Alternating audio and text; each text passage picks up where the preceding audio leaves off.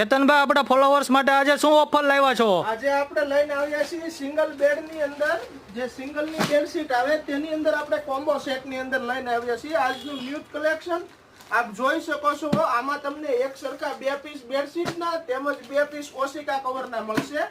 અલગ અલગ તમને 14 ડિઝાઇન ની અંદર માલ અવેલેબલ જોવા મળશે અને આપણે એક પીસ ઓપન કરીને પણ તમને બતાવી જો આવી રીતના ફૂલ ફિનિશિંગ સાથેની વસ્તુ આવશે।